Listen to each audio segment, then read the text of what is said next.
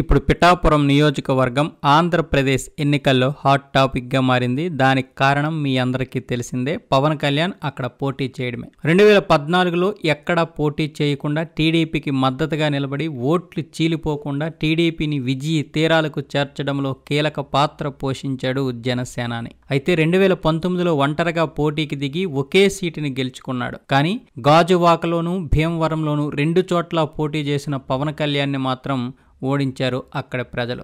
దీంతో జన సైనికులందరూ నిరాశపడ్డారు. అందుకే ఈసారి ఆ తప్పు చేయకుండా టీడీపీతో పొత్తు పెట్టుకుని 24 సీట్లకు ఒప్పందం కుదుర్చుకున్నాడు. ముఖ్యంగా ఎలాగైనా జగన్ని ముఖ్యమంత్రి పీఠం నుంచి కిందకి దించి రాష్ట్రాన్ని కాపాడాలి అంటున్నాడు పవన్ కళ్యాణ్. ఆ 24లో ఒకటి పిఠాపురం. కొత్తగా ఏర్పడిన కాకినాడ జిల్లాలో ఉన్న పిఠాపురంలో దాదాపు 2,30,000 ఓటర్లు ఉన్నారు. గత ఎన్నికల్లో అంటే 2019 ఎన్నికల్లో వైఎస్ఆర్సీపీకి చెందినటువంటి పెండెం దొరబాబుని ఎమ్మెల్యేగా గెలిపించారు. ఈసారి వైసీపీ వంగ గీతని పవన్ కళ్యాణ్పై పోటీగా నిల్చోబెట్టింది. ఇక్కడ పవన్ కళ్యాణ్ పోటీకి నిలబడడంతో వైసీపీ ఎలాగైనా పవన్ని ఓడగొట్టాలని తీవ్ర ప్రయత్నాలు చేయడం మొదలుపెట్టింది. ఈసారి ఎలాగైనా గెలవాలని పవన్ కళ్యాణ్ కూడా తీవ్రంగా శ్రమిస్తున్నాడు. అయితే వైసీపీ భారీగా కోట్ల రూపాయలను ఖర్చు చేసి మరీ గెలవాలని ప్రయత్నిస్తున్నట్టు అక్కడ ప్రజలే చెబుతున్నారు. పవర్ స్టార్కి విపరీతమైన ఫ్యాన్ ఫాలోయింగ్ ఉన్నమాట వాస్తవం. అయితే ఆ ఫ్యాన్ ఫాలోయింగ్ సినిమాలకి ఉపయోగపడుతుంది తప్ప రాజకీయంగా ఆయనకి ఓట్ల రూపంలో ఉపయోగపడడం లేదన్నది గ్రహించాల్సినటువంటి వాస్తవం. అయితే రాష్ట్ర వ్యాప్తంగా పవన్ కళ్యాణ్ క్రేజు రోజు రోజుకి పెరుగుతుండడం, వాటమిని లెక్క చేయకుండా ప్రజాక్షేత్రంలోనే నిత్యం ఉండడం, సొంత డబ్బులతో రైతులని ఆదుకోవడంతో ఇప్పుడు పవన్పై సానుకూలత పెరిగిన మాట కూడా వాస్తవమే. అలాగే జన సైనికులకు కూడా చాలా మందికి ఓట్లు రావడం కూడా ఇది జనసేనకి చాలా ఉపయోగకరమైనటువంటి విషయం. ఇదే వైసీపీని భయపెడుతుంది. పైగా టీడీపీతో పొత్తు పెట్టుకోవడం వలన ఓట్లు చీలవు.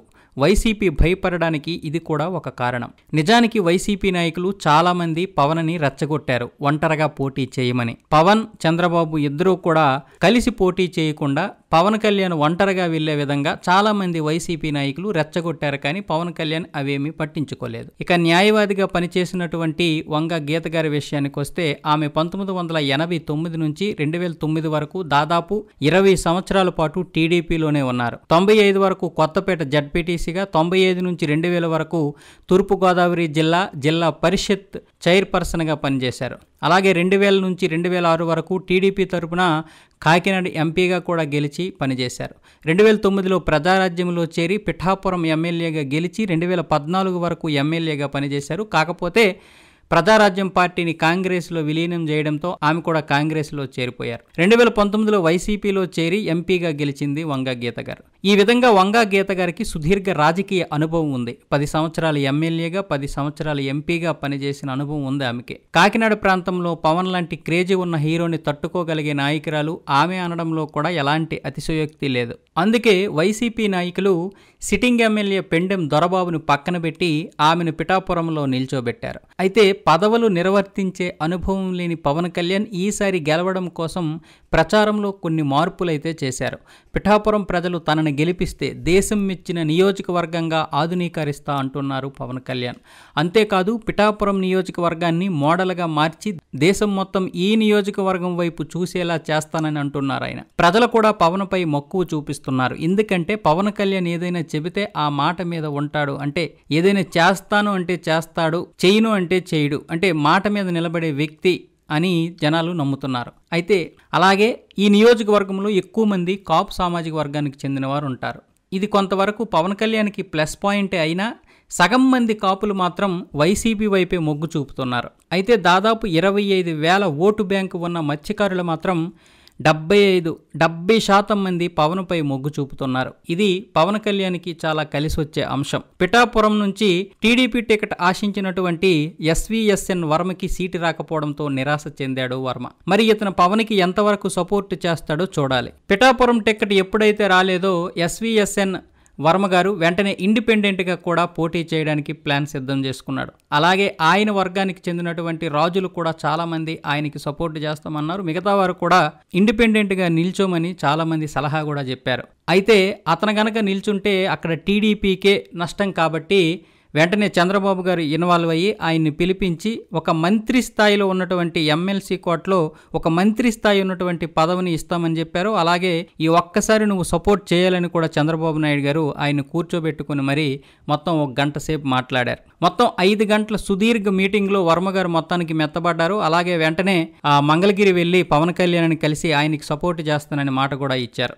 అలాగే వైసీపీకి కూడా ఇప్పుడు పెండెం దొరబాబు నుంచి కొంత ప్రమాదం అయితే ఉంది. ఎందుకంటే ఇతను కూడా పిఠాపురం సిట్టింగ్ ఎమ్మెల్యే, ఇతనిని పక్కన పెట్టి వంగ గీతకి సీట్ ఇవ్వడంతో దొరబాబు వైసీపీకి ఏమాత్రం సపోర్ట్ చేస్తాడో చూడాలి. అలాగే వైసీపీ కూడా ఇతనికి నామినేటెడ్ పోస్ట్ ఒకటి ఆఫర్ చేసింది. దానివల్ల ఇతను మెత్తబడ్డాడని చెబుతున్నారు. అది ఎంతవరకు నిజమో తెలియదు. అలాగే దొరబాబు గారు కూడా గతసారి 45,000 ఓట్లతో గెలుపొందారు. నాకంటే వంగ గీత ఎందులో బెస్ట్, నాకంటే వంగ గీత ఏ విధంగా గెలుస్తుంది అని ఆయన కూడా అధిష్టానాన్ని అలాగే పిఠాపురం నియోజకవర్గ నాయకులు కూడా అడిగారు, ఇన్ఛార్జిని కూడా అడిగారు. ఆయన మొత్తానికి ఆయన పక్కన పెట్టి వంగ గీత గారిని నిల్చోబెట్టి ఫైనల్ చేశారు. అయితే 4 సార్లు గెలిచినటువంటి గీతా గారిపై కూడా వ్యతిరేకత ఉంది. ఈసారి ఆమెను ఓడించి పవన్ను గెలిపించుకుంటామని దాదాపు 60% మంది ప్రజలు చెబుతున్నారు. అయితే వైసీపీ ఇస్తున్న డబ్బుకి ఎంతమంది ఆశపడకుండా ఉంటారో చూడాలి చివరి వరకు. పవన్ కళ్యాణ్ లోకల్ కాదు నాన్ లోకల్ అన్న వారికి అక్కడ ఉన్నటువంటి ఒక ఆదర్శ రైతు స్వతహాగా పవన్ కళ్యాణ్కి ఒక మంచి బిల్డింగ్ ఇవ్వడం కూడా జరిగింది. నిన్నే ఉగాదికి కూడా ఆయన ఆ గృహప్రవేశం కూడా చేశారు. ఈ ఇంట్లోనే ఉంటూ నేను పరిపాలన సాగిస్తానని, ప్రజలకి నిత్యం అందుబాటులో ఉంటానని పవన్ కళ్యాణ్ చెబుతున్నారు. లోకల్ కాదు అన్నవారికి ఇదొక సమాధానం కావచ్చు. పవన్కి ఆ ఓపిక ఉంది, ఎక్కడైనా ఎలాంటి పరిస్థితి అయినా ఓర్చుకునే మనస్తత్వం కూడా ఉంది.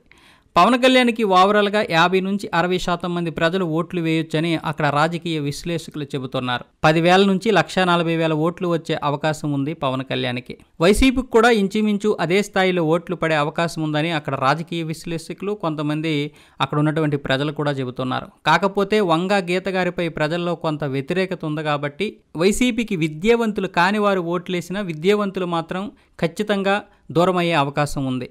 వారిలో దాదాపు 10% మంది నోటాకి ఓటేసే అవకాశం ఉంది. మిగతా 90% మంది గ్లాసుకు ఓటేసే అవకాశం ఉంది. ఎంతో కొంత మెజారిటీతో గెలిచే అవకాశాలు ఉన్నాయి. అలాగే పవన్ కళ్యాణ్ లాంటి వ్యక్తిని గెలిపించుకోవాలని ప్రజలు కూడా ఆరాటపడుతున్నారు.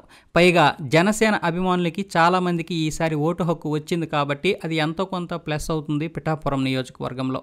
ఓవరాల్గా పవన్ కళ్యాణ్ పిఠాపురంలో 10,000 నుంచి 15,000 ఓట్ల తేడాతో గెలిచే అవకాశం అయితే ఉంది. దీనిపై మీరేమంటారో, మీ అభిప్రాయం ఏంటో కింద కామెంట్ రూపంలో తెలియజేయండి. ఇది పిఠాపురం నియోజకవర్గంలో ఉన్నటువంటి కొంత విశ్లేషణ, కొంత నా విశ్లేషణ, అలాగే మరికొంత అక్కడ ఉన్నటువంటి రిపోర్టర్స్ ఇచ్చినటువంటి విశ్లేషణ మాత్రమే.